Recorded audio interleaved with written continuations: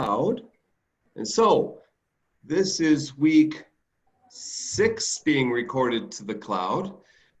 It is the week on open educational resources in my emerging learning technologies class, known as the Monster Syllabus class. We move into MOOCs and we move into the developing world. So you fit all 4 weeks coming up. In fact, you fit the whole semester. And I've invited a few of my friends and former students, including Özgür Özdemir, who's a Dr. Özgür now. There he is. He's an instructional designer at the University of South Florida. See, he's got short sleeves. He doesn't need a sweater like I have on. And, you know, say something, Özgür. You're muted, by the way. All right, I think you are hearing me now, Yeah. right? All right, Yeah. Hello Jima and everybody. So my name is Özgür Özdemir. As Dr. Bonk said, I work as a learning designer here at University of South Florida.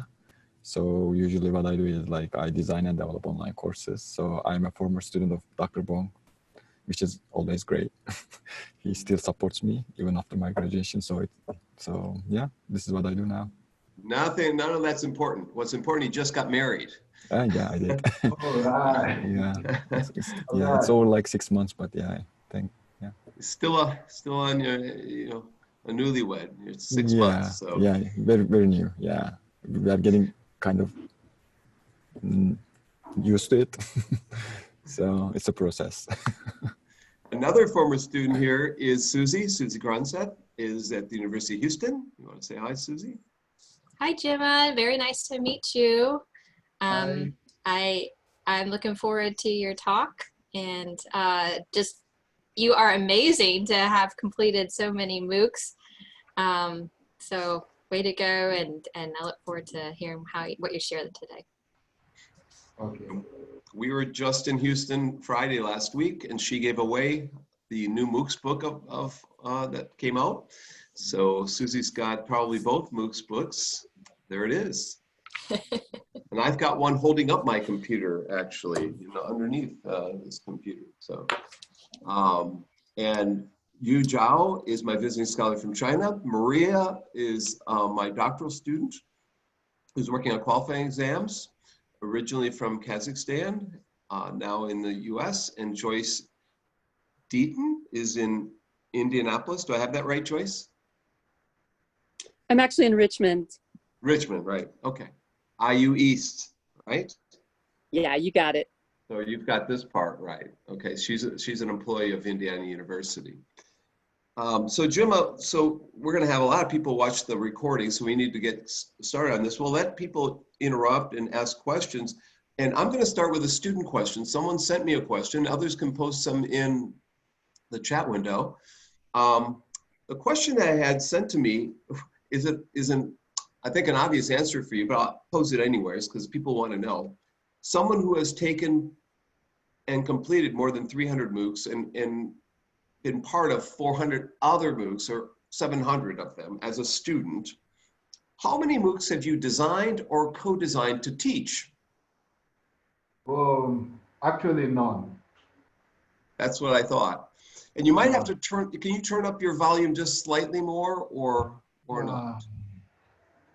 How do I do that now? Or maybe just sit a little closer to your microphone. Yeah. Okay, maybe. Yeah. Is this We better? can hear you. We got you. Okay. You haven't designed a single MOOC as an instructor, but yet you've taken all these MOOCs as a student. And so maybe these are the kind of questions I should ask you at the end, but I'll ask you at the beginning.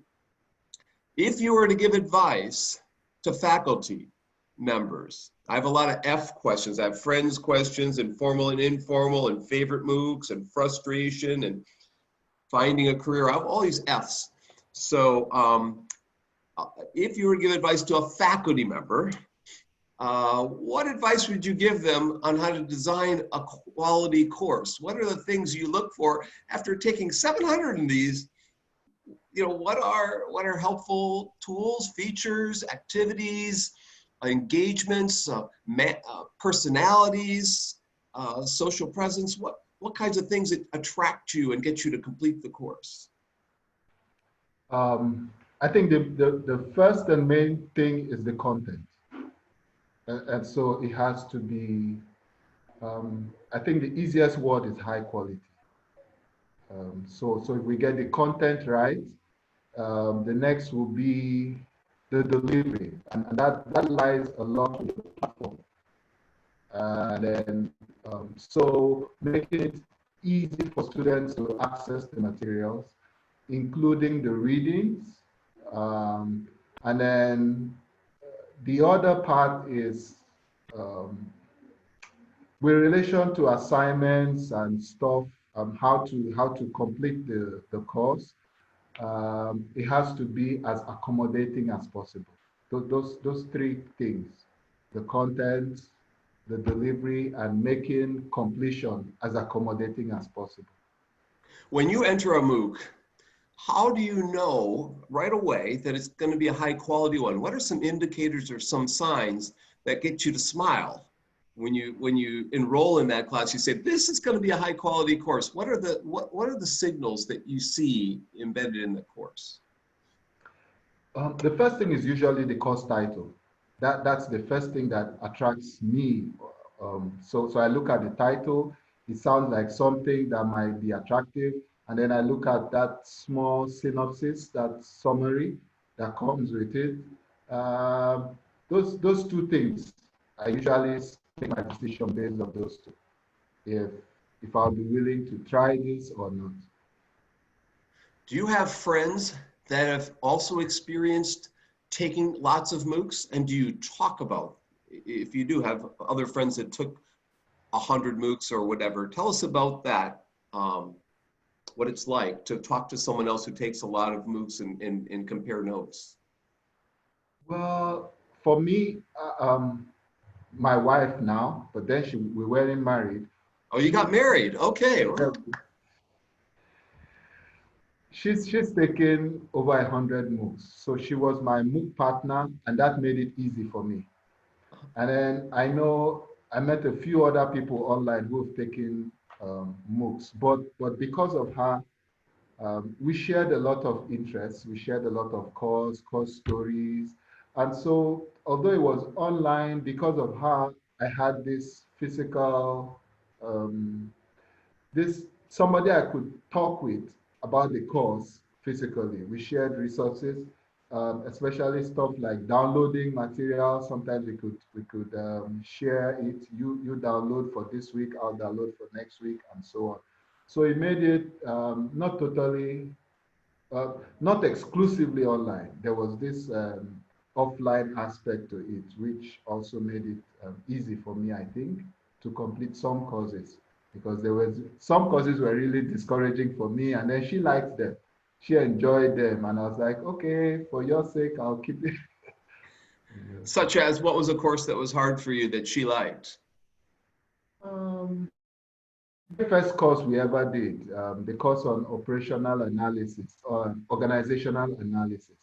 She's what we'll describe as more of an art student, and I had been playing with computers for a long time. So I wanted to go to IT, and she was like, oh no. So I started doing non-IT courses. And so nearly all of my 330 MOOCs were all non-IT courses. And yet you were interested in IT. Yeah, so she influenced almost every single one of those choices. I did maybe about 2 or 3 IT-related courses. She changed who you are. And now you're married. Did you meet via the MOOC, or you know each other before a MOOC? We met before the MOOCs. Okay. And she's in Canada, if I'm not mistaken, and you're still in Nigeria. Is that right? Yeah. Heading to Canada soon, are you? Yes, I think so. Very, very soon. Very, very soon. What part of Canada? Edmonton, Alberta. Good. That might be the next PCF conference. So that we met in Scotland at the Pan Commonwealth Forum conference, and it was quite fascinating. You got an award there. Do you want to tell everybody about the particular award that you got? Oh yes, I got the. I was one of 2 awardees for the um, excellence in online and distance education award. It's given every 3 years to about 2 people from Commonwealth nations. I was one of the 2 last year. What was that experience like? Well, the most interesting part of it was I had never been out of my country. And so that award made me to live and being African visa. It was easy. I got a UK visa. It was really smooth. I got my air ticket covered, and so I had this experience. And then we had several meets. You and I. I remember the first day I was looking for your hotel, and I went around and around because I didn't have any money. And so when you told me you were going to give me my first dinner, it was like that was my only dinner. And so I looked for your hotel room and I didn't get it. But it was interesting going out of my country. It was interesting meeting new people and then putting some like tangibility to some of the things you see out online, like paying for a tram. I'd never seen a tram. I'd never boarded a tram before. I'd never used my credit card to buy a ticket anywhere, so it was a good thing I had a debit card. And so I was able to do those little things and so on, like crossing the road. In Nigeria, we just run across the road. And so it was interesting to see that the people in Edinburgh, sometimes they use the lights, but most times they don't. So it was a lot of all those practical experiences. But not only that, you got to meet some of the leaders of the field, and that had to be interesting for you. It was special in a different way. It was special. I met most of the leaders that I ever thought I could meet. And then they inspired me in 2 ways. The first was some people I saw there I'd only ever seen in newspapers and magazines and stuff, and I got to talk with them.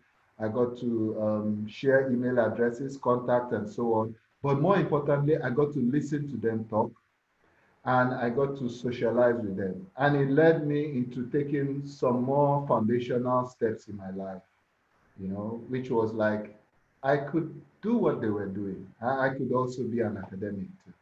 And so it was even more life-changing in that way. I wouldn't have had that kind of thought if I hadn't had this one-on-one exposure and interactions with them.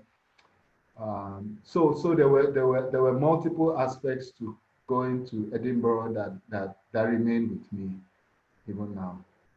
So basically, taking MOOCs led to an award, which led to a new experience, which led you to think about becoming an academic.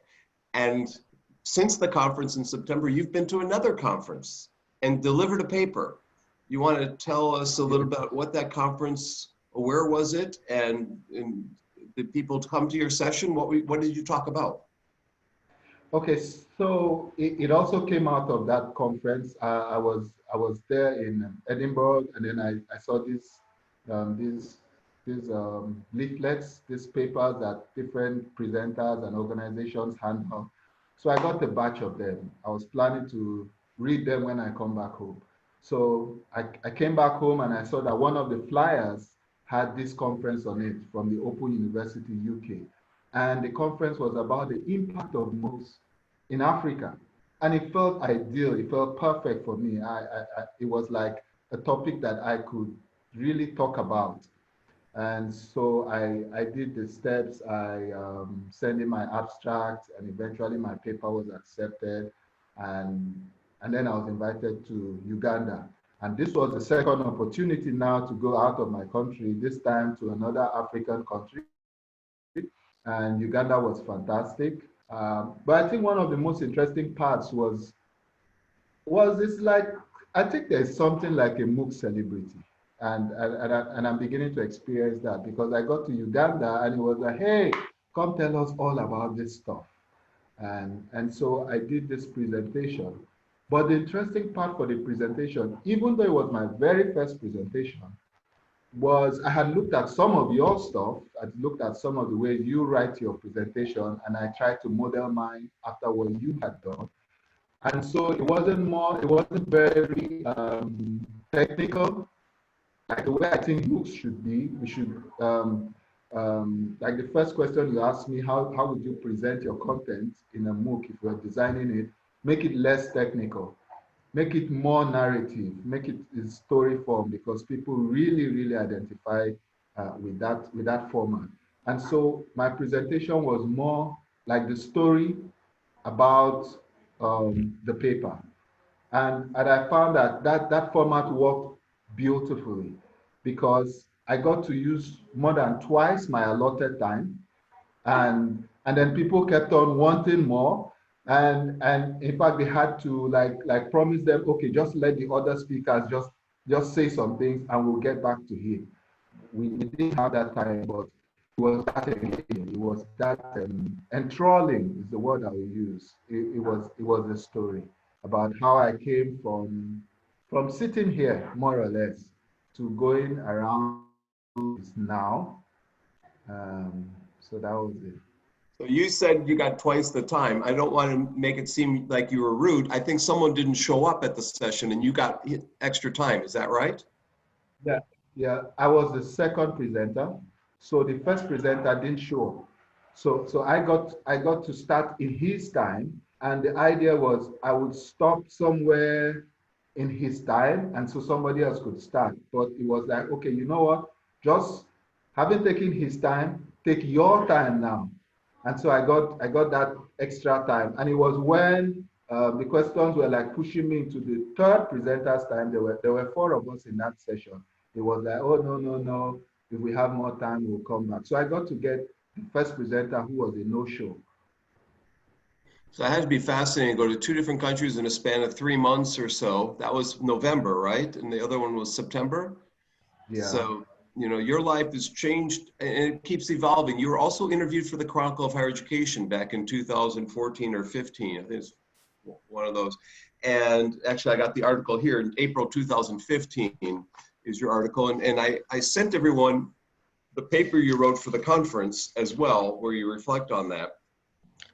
And did the Chronicle of Higher Education send you these questions, or is it something that you just wrote and submitted to the Chronicle of Higher Education? Um, Originally, I wrote, well, to answer the question directly, they sent me those questions. But before they sent me those questions, I had written an article to them. And so they decided that just in the last week or thereabout, they finally decided that a Q&A format would be a better way. And so they changed it around. It was mostly the same content, but now in a Q&A format rather than a whole big boring article, I would assume. So you took initiative, and that's what got you the possibilities. You wrote to the Chronicle about your experiences, and they end up interviewing you. And that led to me finding out about you. And that in turn led to the conference, because I told you about the conference in Scotland. And so really it's you taking the initiative to contact the Chronicle of Higher Ed, and that led open doors for you. And so a lot of my students write research papers and book chapters, but it's an article more like for magazines and online newsletters and so forth that might get wider audiences and wider appeal.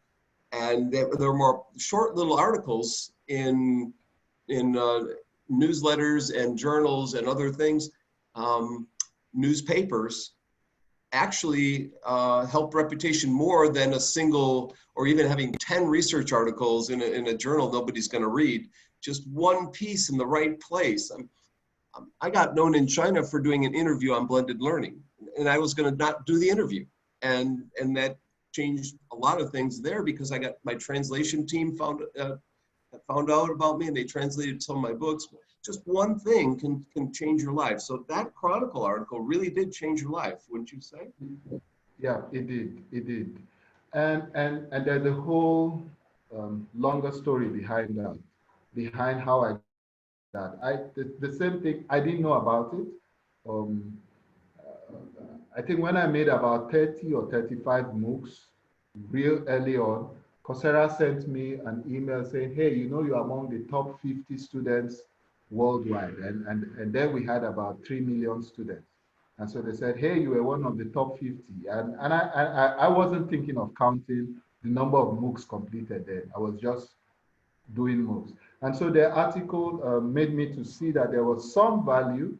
There was a number of MOOCs completed. Um, and so eventually when I got to 100, I sent them the first notice. And then they were about to start an article, but it didn't go through. And so that gave me that idea that an article could be written about 100 moves. Well, I had just passed 100, so it wasn't a milestone anymore. So when I got to 200, I actually now wrote the article. But this time I felt I wasn't going to submit it to Coursera because the other day one didn't come out. So I sent it to Inside Higher Ed first. But the proposal wasn't very nicely done. And so Inside Higher Ed didn't get back to me. And then I got back to some other Coursera staff and the PR people and so on. And then they helped me to rewrite and rework the proposal. And then some other students that I had met on MOOCs, instructional design students, I think from University of Minnesota. There were two of them. They all helped me. So there was this team. It looked like me always, but there was this team who checked over it, and then it was now a much more nicer article. Then I submitted it this time to the Chronicle, and then they just took it almost immediately. So it evolved from Coursera contacting you for being a top learner to you thinking about it and saying, you know, Coursera was going to do a piece, they backed out, so you went to Inside Higher Ed. It wasn't polished enough, and you had help and support from your MOOC buddies and friends. So it's an evolve. You know, it didn't just happen. It evolved from the community that you're in. So that's another thing about MOOCs. Is there a community? Do you think that the peers that you decide to take a MOOC and look for the peers that might be in there? You said your wife now, but were there other people that also you knew would be taking that one and you would talk to about the course?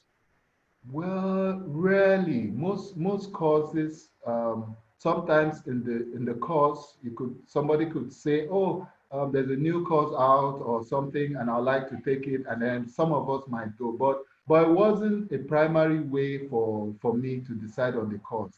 Occasionally, especially as a community teaching assistant, you know, somebody would say, hey, we just took some course, and then there's a related course, and then we could look into it.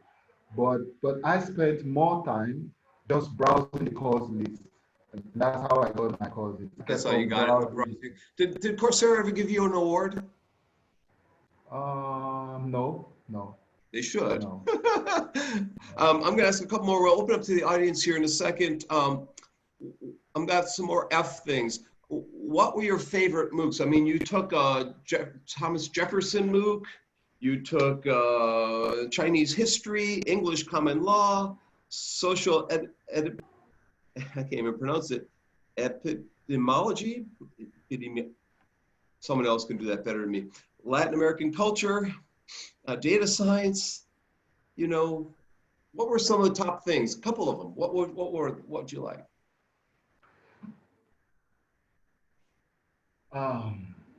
Every MOOC was special. Really? Every MOOC was special. Mostly because their content was usually distinct, unique, and in many cases, something I had never come across before.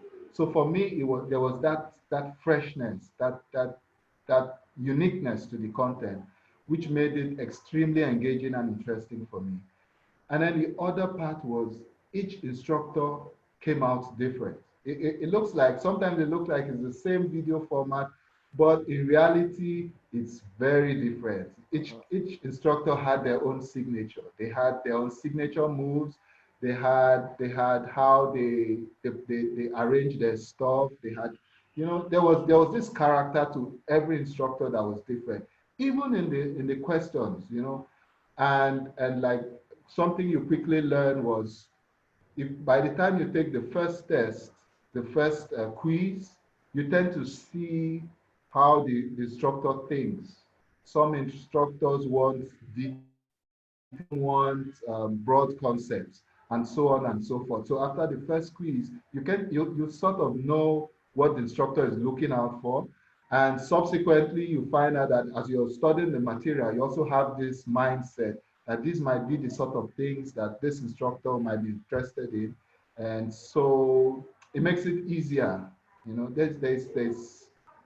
each instructor is unique. I'll stop you here because Ying's here, and Ying's on my research team, and she was coming from Hong Kong, worked with a former student of mine in Hong Kong, and he scraped or mined the most popular MOOCs, and he found 5 things that the most popular MOOC instructors did, and among them was a feedback issue, among them was enthusiasm. I'm blanking on the other 3 things. Ying, do you remember what some of the most that study on most popular MOOCs? Ying just had a baby, by the way, so she might have a baby like last week or the week before, so she might not be able to talk. But Ying, do you remember that one? I am here. Sorry, I was a little bit late because I just nursed the baby. Uh-huh. I don't remember exactly where they are, but I remember active learning and feedback. What else? Active learning, feedback, enthusiasm were 3 then. There were 2. The instructor's enthusiasm. And then Meaningful activities, I think. yes, so hands-on activities. Yes, Yeah. There's another thing. You might look that up if you can find that article where we're chatting, Ying, and we can pop back in, put it in the chat window. Sure. Yeah, you've done a couple of studies of MOOCs, right, Ying? Yes. Besides with me, we've just studied MOOC instructors and career development and professional development of MOOC instructors and engagement issues. But Ying's done some things also with WeChat in China, social media, and other, she just passed her dissertation in June. Isn't that right? July, yes. July. I was on the committee, so I should know. Sorry, the baby's fussy. Okay, you can mute then, so we don't get crying babies in this recording, but maybe we should have crying babies. Thanks, Ying. Would you say, Jima, that certain things frustrated you? I mean, you had successes and things you liked. What frustrated you when you took a MOOC?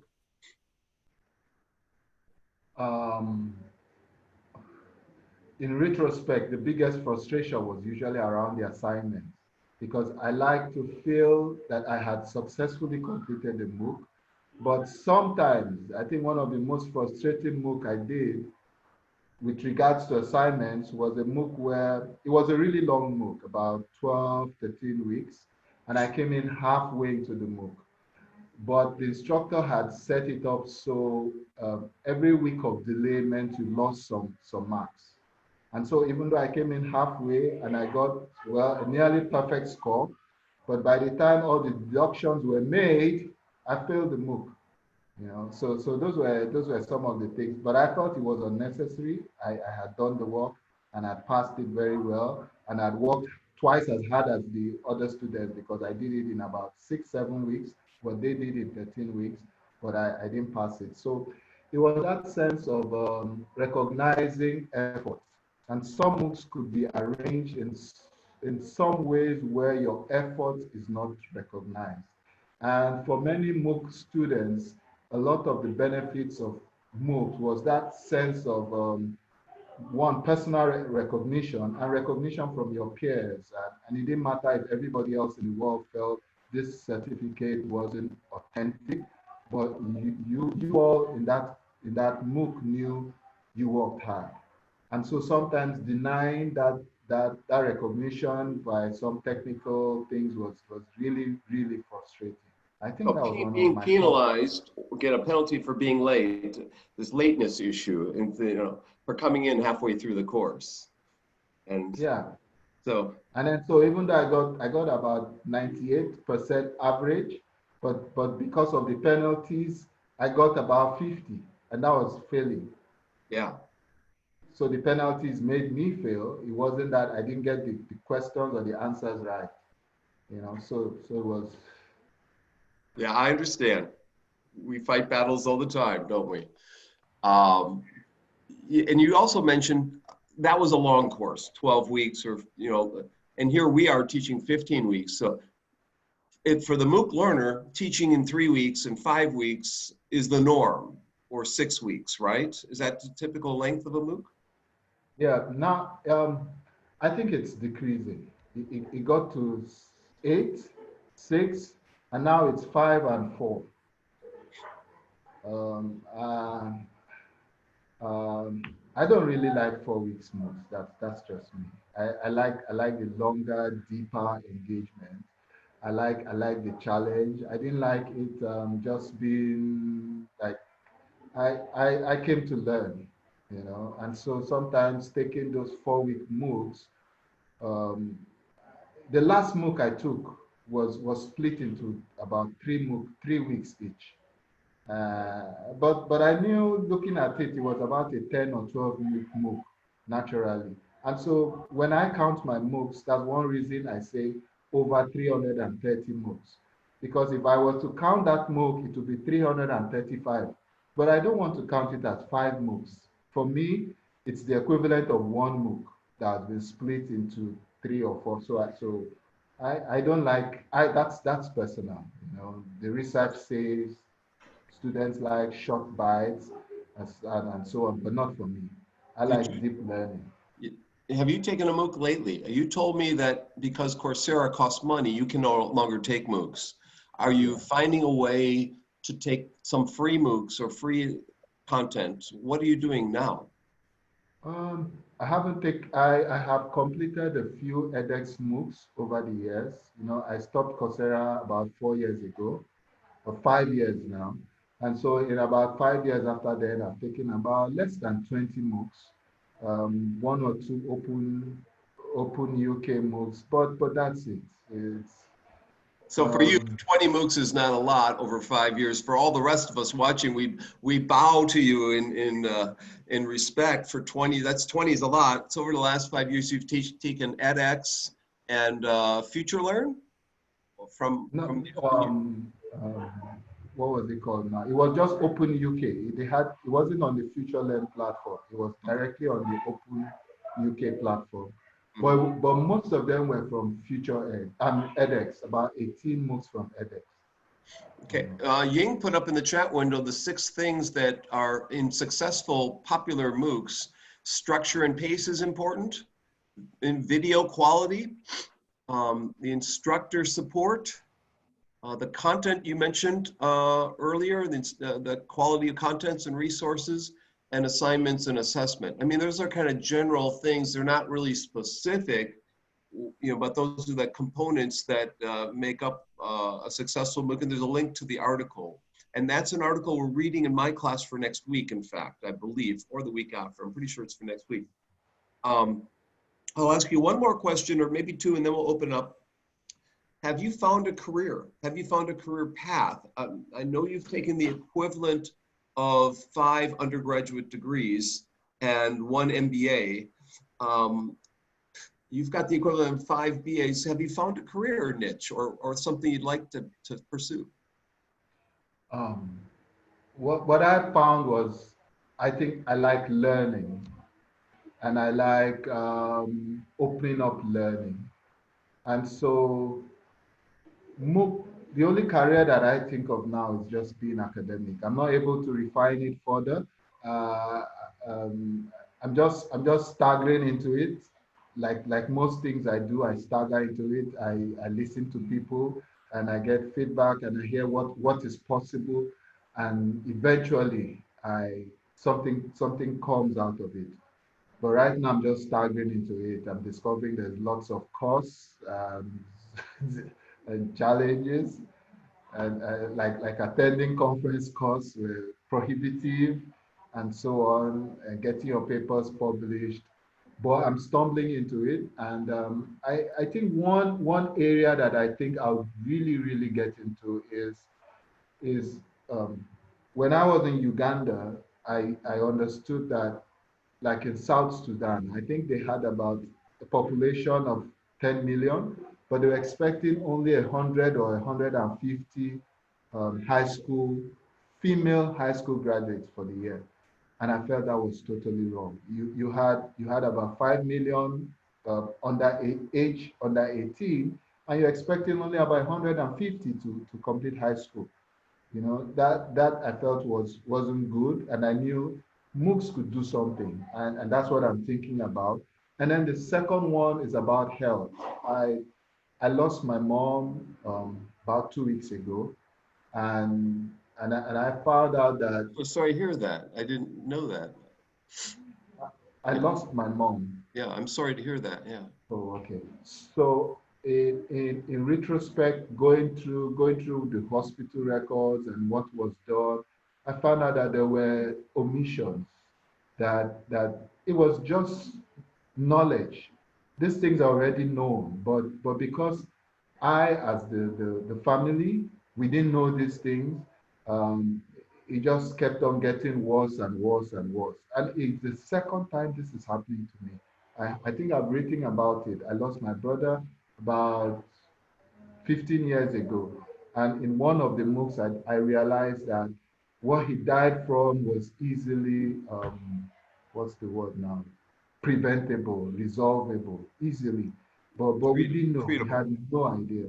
And so those two experiences, I come to see the issues of health. It's not just about the infrastructure now, it's about the knowledge. There are lots of little things, small things that people can do, families can do, even hospitals can do that will really um, make people live healthier, safer lives that most people don't have access to those information. I got a lot of them from MOOCs, and so I think that some sort of vehicle to help put these ideas across would be one thing that I want to pursue. And I'm just working it in my head now. I don't know how it's going to come out eventually. You want to tell them the story? I'm sorry to hear all that, but family related. You also had the crisis when you were taking MOOCs. Your technology was stolen. You want to tell that story about and what? How did you get around that? How did you tell everyone what happened? Okay, like like most parts, particularly my city and many parts of Nigeria, they're not exactly safe. And then so I had gathered some electronics, laptop,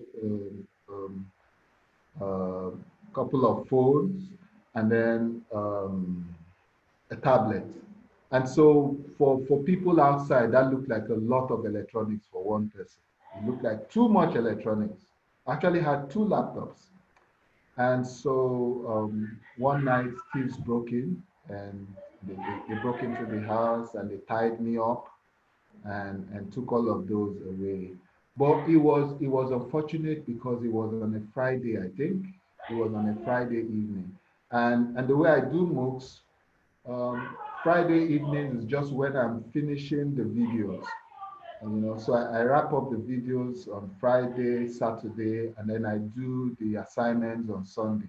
And so I had done maybe about half of them. I hadn't done the other half, and all of it was on my laptop.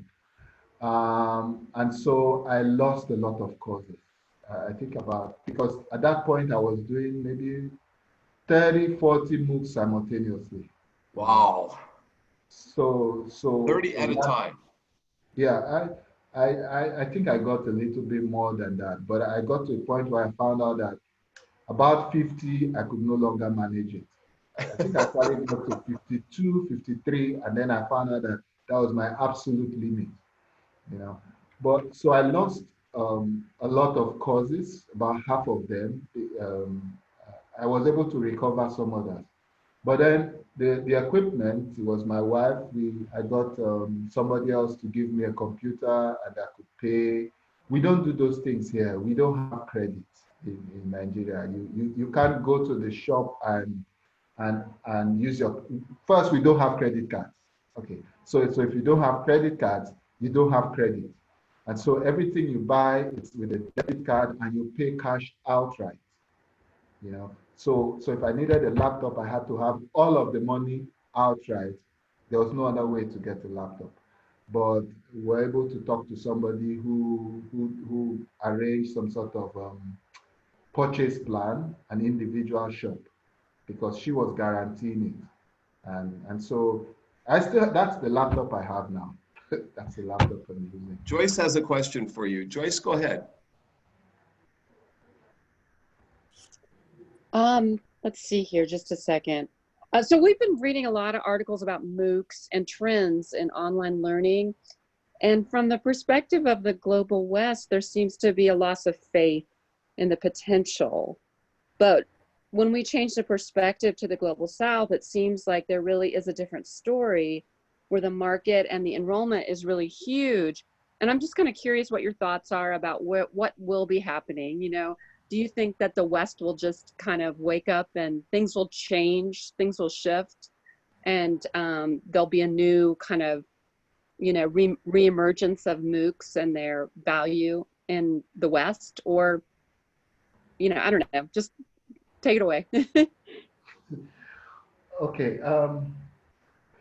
I think MOOCs have a resurgence already, in the sense like MOOCs are now penetrating the degree granting area, so you have MOOC-based degrees. So that's a resurgence, and I think that trend will only increase. More and more degrees will be earned or will be blended with MOOCs. So that's one. The other part for the Western mindset, I'm not totally sure, but this is what I think. I think a lot of the ideas were MOOCs were going to be able to, we could use MOOCs to reach the rest of the world. But that didn't happen because most of the world didn't know about MOOCs. It was still back in the developed world. And at that point, it didn't have much value because already you had the regular brick and mortar schools where people were going to. The rest of the world, we didn't really get into MOOCs because of infrastructure and access and so on. So overall, but right now, maybe like almost about 8 years later, we are just beginning to catch up to the potentials of MOOCs as a vehicle. And everywhere I go in the PCF, in Edinburgh, in Uganda, I find more and more schools talking about MOOCs. One of the most interesting things was in my country, we have an open university. I think it has the second largest enrollment in the world. But I spoke with senior officials of the Open University and they hadn't heard of the word MOOC. That was just as recently as 2 months ago. So I had to tell them this is MOOC. This is what can be done with MOOC and so on. So a lot of it is where we think that in the global South, people have heard of MOOCs, but the truth is that the vast majority of people have never heard of MOOCs, and we're just beginning to hear of it now. And so I think that as we get to know, more and more people would take MOOCs. Yeah, You know, we're I in would, the beginning stages of all this stuff. So. you know, one of the research areas that I'm interested in is museums and, you know, looking at educational outreach on museums. And I was looking at some of the research and there was a lot of excitement maybe 5 years ago, and then it sort of like died out. And then I looked at the Smithsonian and I look at the Smithsonian frequently. I'm a librarian, so I'm like very curious the ways in which they are reaching out. And I just noticed that they have now started these MOOCs, and it's kind of recent. So I kind of, you know, I think that it's just more a matter of, well, a lot of people here have never heard of MOOCs either. And I just feel like maybe the tide has shifted. And I'm a K-12 librarian, and I think that with online learning, really, we're really reaching a tipping point. Things are shifting, and I hope that is really going to make a big influence on this new sector of MOOCs and micro credentials as well. I think New York Public Library has done MOOCs. So if you'd probably look up some research, in fact, or paper reports that have come out of New York Public Library. And the Smithsonian, yeah, they're just starting to get into MOOCs, yeah. Joyce had another question. She says, do you have a preferred platform? Did you prefer ADX or Coursera or OpenLearn? Well, right now I don't have any preferred platform. Okay. Um, Okay. because I had Coursera, but then Coursera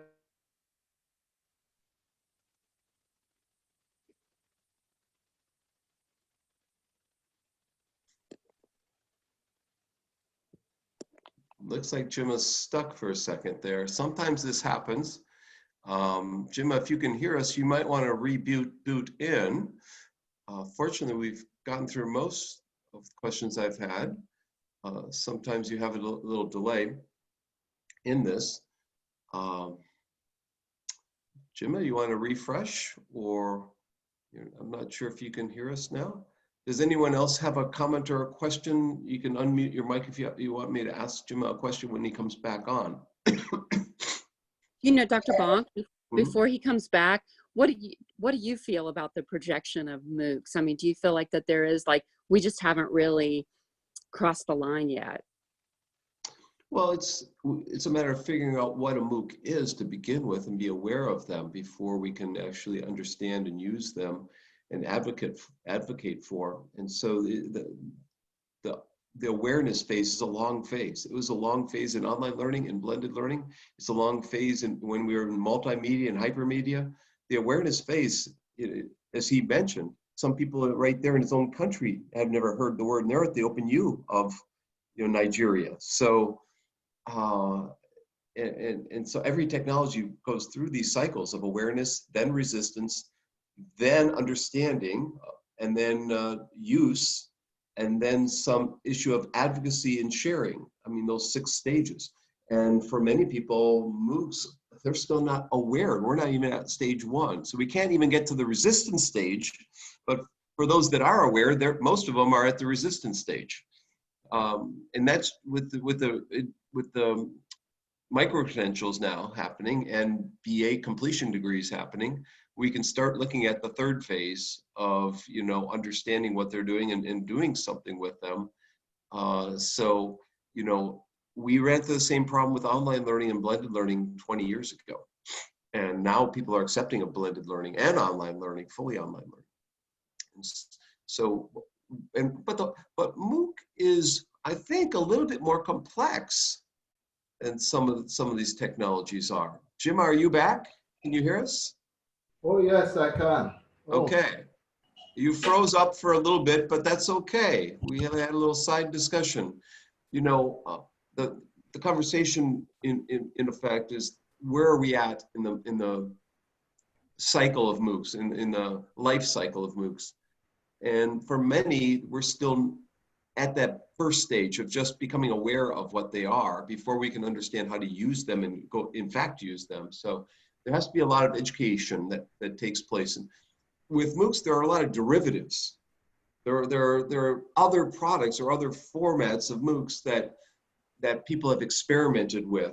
Some are smaller in scale. Some have meetups. In Malaysia, in Indonesia, we had a study where they're smaller MOOCs, and they actually often students will meet up at a certain place. So, and whether that works to increase retention or not is still debatable. Other MOOCs, we had one study in our first MOOCs book where it was called a DOC, Distributed Open Collaborative Course. They had multiple instructors teaching the same course, the same semester, using the same contents, but then they all taught the course in a different way, and they had meetups across all these courses together. It was a feminist studies MOOC, or DOC. They called it a DOC. Others are called SPOCs, and I don't know, they have all sorts of names, and some are for professional development or PD MOOCs, some are for direct instruction, that's called X MOOCs, and some are for connecting and hugging each other and lovey-dovey. They're called C MOOCs or connectivist MOOCs. So they're different derivatives or different names. And there's more than just that. Those are just some of the common ones that have come out there. Do you have any sense of that, Jima? Yeah, I totally agree with that. And in addition to those types of MOOCs, I learned in Uganda that there are also more PD MOOCs for teachers, and then there is this Africa-wide network where they're getting teachers, because we have loads of unqualified K to 12 teachers, and so there's more of those things happening now, and I totally agree that MOOCs are just starting out. Yeah, We so the have one chapter in this book is on Telmooc, and that's out of Athabasca University and the Commonwealth of Learning. Sanjaya Mishra, who you met, who you know, and others who we had dinner with that night, and I may have had a beer. They talk about that in the book, and I can send you that chapter, Joyce, if you write me an email. But they work with teachers on professional development. So one area for Africa, but not just worldwide, is professional development MOOCs. I think another one is alumni MOOCs. You're reskilling your people who have graduated and who need to update their skills in an area. That would be another niche market to look at. Another niche market is high school kids to learn English. So in the chapter in Nepal, they have middle school and high school kids learning English to get them qualified for college. And some of the students that we've interviewed, not just in Nepal or in Western countries as well, are learning skills to put on their resumes before they go to college. So they're putting MOOCs are now appearing on high school students' resumes, which the news out there is not talking about. We just hear about dropout rates. We don't hear about drop-in rates. We don't hear about the high school student who takes an advanced placement physics course or math, chemistry course or advanced math or English, and that got them accepted. That helped them get them accepted into the college they wanted to go to, or help them on the exam prep. There are many being used now for kids taking the MOOCs so they can take the advanced placement course and then not have to, they can get credits for college before going to college, and it reduces the cost of college. So it may just be the first year or freshman year of college that you take via the MOOC, and everything else you take face-to-face in a campus or online or a regular online course. It may be after you finish college, getting professional development. It may be supplementing before going to medical school. You might not have had the one course that you needed really badly before medical school. You need to learn again. You need anatomy. You didn't learn it well. You might take a MOOC to supplement something to get you ready, maybe to go to grad school or get you ready for undergrad. So it's not just about degrees. It's about preparedness training. Many are using for career development and to get them the markers on their resume to get them promoted at work or to start a new business. There's so many paths. We can't, unfortunately, people think education is education is education, that we have to be instrumental. We have to do this to get a degree. It's not just about getting degrees anymore. In fact, the majority of the world population is not going to need degrees. We're going to need credentials in the future. As we move into the 21st century, it's about the credentials one has, the skills and companies one has to get a job or to get promoted, and degrees aren't going to matter all that as much as they have in the past. They don't matter, but just not as much as they have in the past. We already see it with data science. 57% of data sciences never took a formal data science course. They took MOOCs. And that's the #1 growth job in the US right now is data science. So when you talk about the needs that we need in society and economic development that, whatever politicians talk about, people are not going to school for that. They're taking a MOOC. Yeah. You're laughing, Jima. Yeah, I totally agree with that. I absolutely agree with that. I agree with that. Do we have any other questions from people? Susie's been with us. Susie, you gotta have a question for them, right? Sure, I'll give you a question. I think it's so interesting that you have found out about MOOCs amidst, people that a lot of people don't know about them. I was in Tanzania this summer and did a presentation about some MOOCs that are available for special educators, and not very many people had known about them. And so provided information about how you can get the scholarship and be able to enroll. And so I found it really interesting that in my mind, when kind of the MOOC idea took off, it was to target expanding opportunities for individuals that didn't have physical access to university and content, and yet we find that a lot of our MOOC learners already have degrees. You know, they already have master's degrees. They come from well-developed countries, you know, with a lot of resources. And so I guess what I'm really interested in is what you think what we could do as designers and you know, strategists around MOOCs. What could we do to help expand the reach of MOOCs for individuals that, you know, really this is a means to access high quality content and expand opportunities for learning, you know, amidst the challenges of power and internet access and the hardware, and you know what it's like. So can you speak a little bit more to that accessibility and what we could do there? I think with reference to the accessibility and the infrastructure, most of that has improved greatly, especially in my country, Nigeria. Most people that I meet have a smartphone and they watch movies on YouTube. Nigerians, we love movies. So I think we have much of that covered.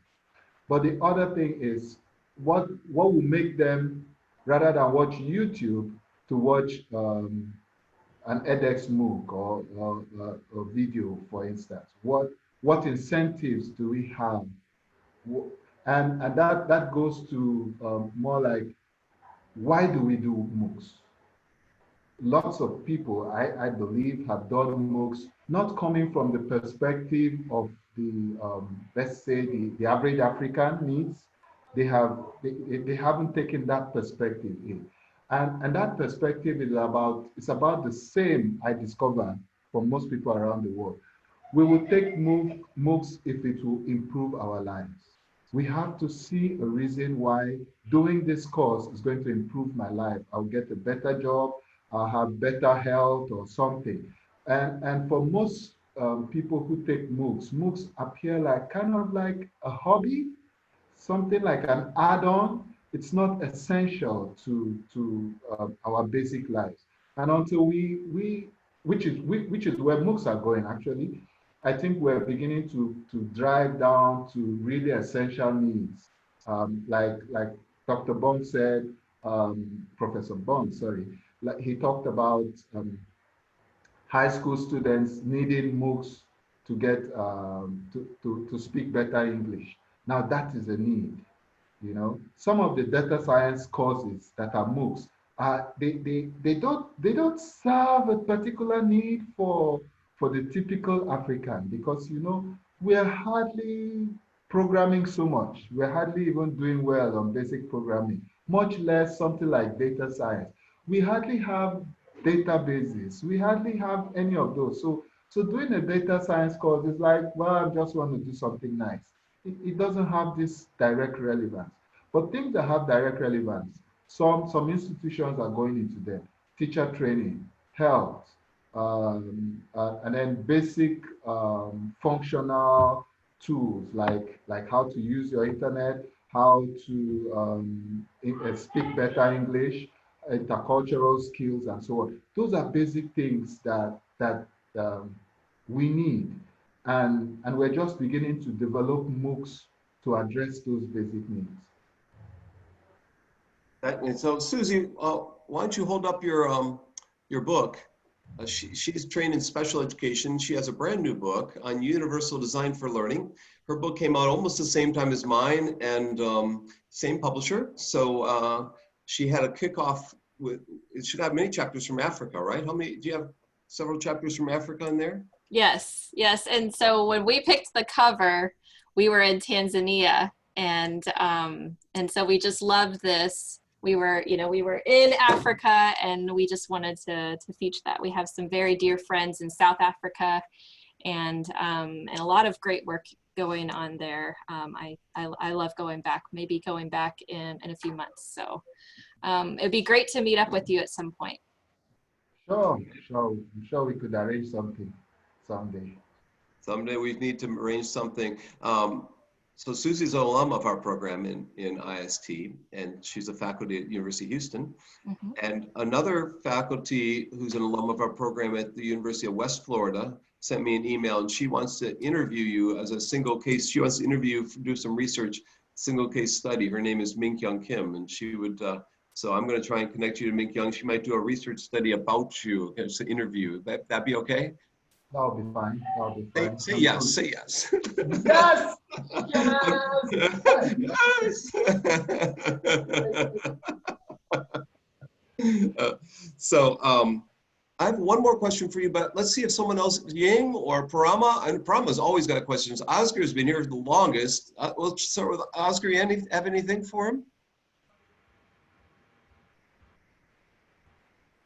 And he's sleeping at work now. That's okay. He's still being paid while he's sleeping. No, he probably can't talk. He's in a meeting. Parama or Ying, you have a question, or Maria? I have a lot of questions actually. I knew you would. She's from India originally, and she wants to work with the developing world to help young girls and boys at risk, underprivileged. Yes. So because the thing is, I know so many people are doing MOOCs, and I mean, we've heard about you for such a long time from Dr. Bonk. How is this going to, translate to workplace degrees? Because I don't know how, workplaces view your training in MOOCs. And that is a big question for, people who are graduating, with online degrees and things like that. I mean, that is something I would be really interested in understanding how that somebody happens. knocking at the door.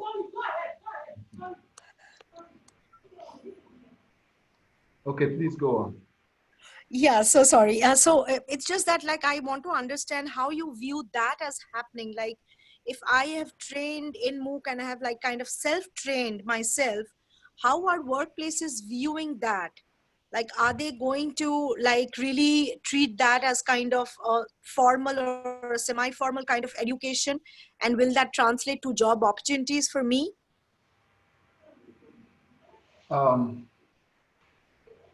Most currently, that is not happening. Most institutions are not taking MOOCs as some formal certification. But nevertheless, there's already some strong move in that way, just like Professor Bonk said, the issue of credentials.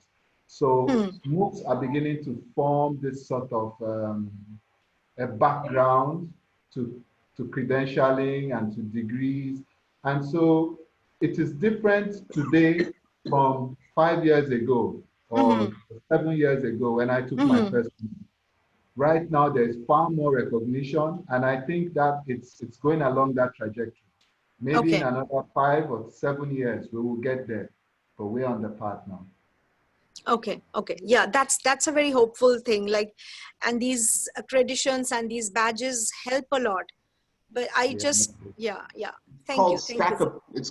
It's called stackability. You get a Stackability, credential right. that stacks into maybe a master's, a micro credential, or a course, things stepping stone.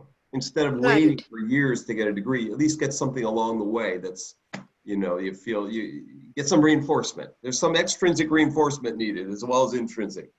Right. So my last question, go ahead. Yeah, no, I was just saying that in the last GIST conference, your student who had come from Seattle, what's his name, Dr. Bonk? Rovi Brannon. Yes, he was also speaking about this. Yeah. So they're creating that in their continuing studies department. He's the dean or the vice provost in charge. So after people graduate, he's giving them out, Ying has a question. I see my UPS truck delivering a package. So Ying, you're going to have to ask it. I'm not going to be able to ask except to answer the door.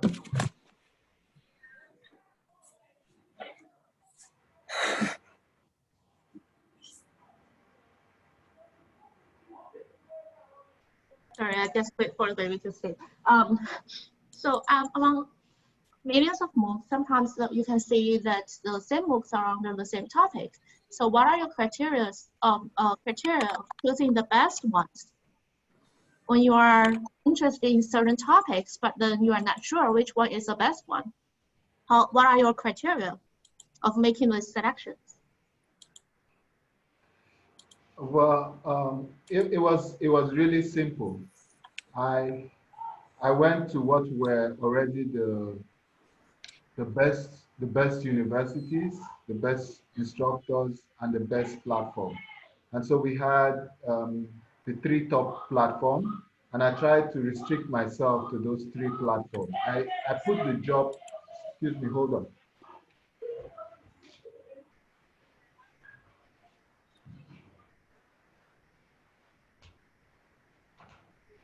Sorry about that. I kept having this interruption.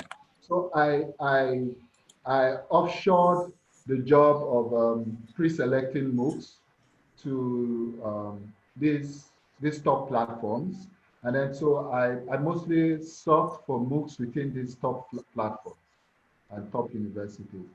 And then sometimes if I don't get what I want, because there were these niche MOOCs that come from very, very small platforms that maybe are talking about something local or cultural, then I'll go do them there. But mostly I stopped from edX, Coursera, um, um, MOOC platforms of choice. Does that help, Ying? Yeah, so are you still taking those MOOCs that are dated way back in 10 years or 6, 7 years? So those Yes. courses we are talking about like a pool source, a pool of resource instead of an active course. So are you still taking those courses? Will you pay attention to the dates of its release? Sorry, I didn't get your question. So some of the MOOCs are dated way back to 5 or 6 years ago, even tens of years ago. So would you still take those courses? Well, I haven't been taking much MOOCs recently. I took those MOOCs 7 years ago, and nearly everyone time it was given. I took them as they debuted, but I haven't taken so many courses now, and I haven't really done refreshers. Some of those courses have come back again and again, but I haven't taken their updates. I guess what he's saying, Ying, is he doesn't have to look back 10 years to take a MOOC because he's already taken them. All the old ones he's already taken. Right. So Jima, I have a question. Why? Why did you start doing the MOOC? Did your mother say, oh, it's obvious, Jima was always like this in school. He always did more work than anybody else. He always asked for the teacher to give him more homework or took more classes. Is this just the way you are? Or do you think there are many people like you out there? I just haven't found them yet. Are you do you have an unusual brain that can process 30 MOOCs at a time? And we need to study your brain, or your volition and your passion is your scale of motivation would have you way up there, or self-directed learning? Are you unusual? Or tell us, what is it? Oh, okay. Just to go a bit into that, there's a poster presentation I'm making in a conference in the University of Columbia, Canada, in June, which I try to discuss that issue.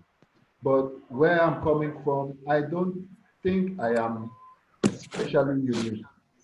I think most people can do what I did. It just had to have that confluence of factors. And that was what produced me, because I don't think I'm extra special in any way, but I had, like I said, those factors in place at that moment, and I did that because now I find I don't have those factors. And so even though there are much more MOOCs now, I don't find myself doing 200 MOOCs or 50 MOOCs at a time. Now I'm taking it like most people, one MOOC occasionally. But in that moment, there was that confluence of factors that that created what I did in that moment. Yeah. So it's something we could study. We're looking at self-directed learning, and is it something that's trainable? You know, could we get? Yeah, I absolutely believe it's trainable. That's my point. I believe it's trainable because I didn't get to take many MOOCs in an instant. In fact, I took the first MOOC, and for me, it took me as much effort taking the first MOOC in September 2012 as taking 40 MOOCs in 2015. It was, from my perspective, it was the same amount of time, resource, and effort. So I felt there was a growth in my ability to take MOOCs the more I took MOOCs. And that's the whole premise of that presentation, that we can grow. We talk of this neuroplasticity, the brain continues to improve. I think that it happened because the more I took the MOOCs, and I was particularly motivated, I wouldn't have taken them. So those factors I'm talking about include the peculiar motivations. I was motivated to take as many MOOCs as I could see. And so when every new MOOC came out, I also believed that that opportunity was the only opportunity I could ever get. But then I found that my ability to take MOOCs improved, they increased.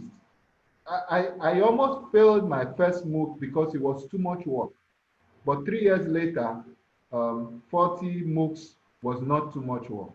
Yeah, well, my department chair taught an online class with 7 students, and he almost died.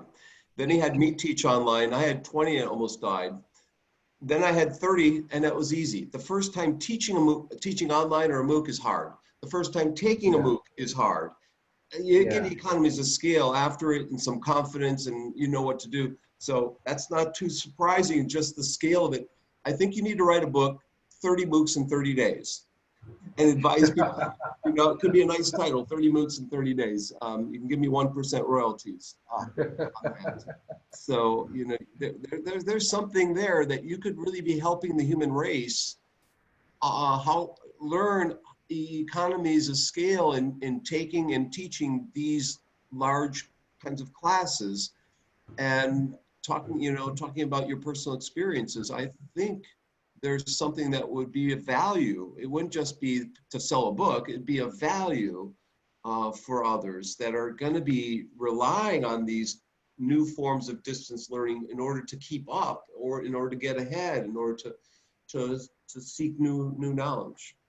I wanted to talk about informal versus formal learning, but maybe we're going to have you come back and talk about that. I think we've gone over time, and we've gone beyond what. Does anyone have a final comment from any of the people sitting in that could be formed in the way of a question or a comment?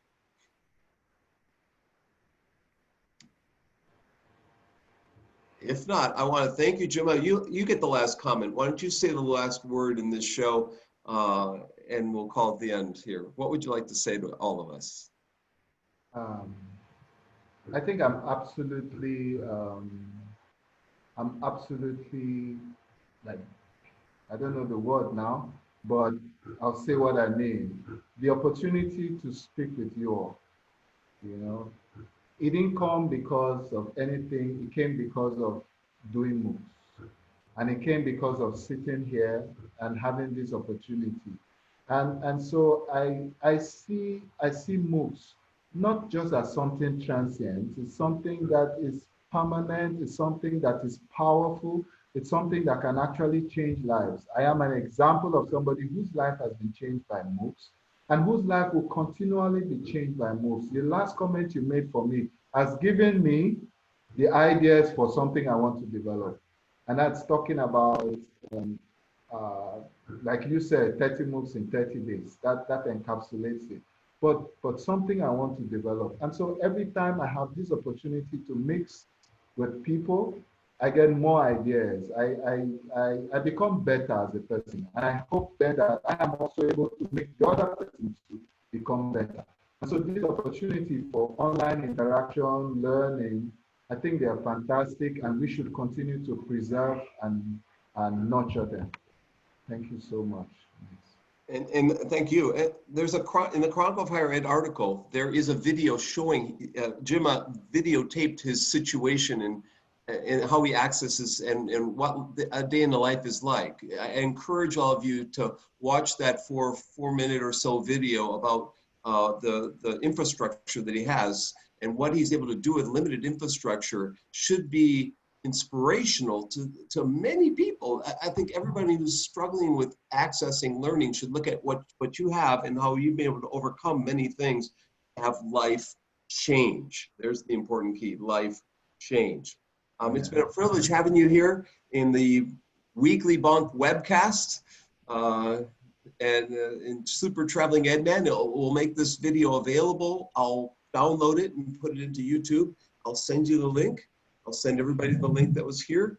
Again, thank you for coming in, and we'll give you a round of applause. And in the chat window, maybe a couple words for Jima. I'm gonna stop this and we'll stay on. I'm gonna stop the recording, and it now is going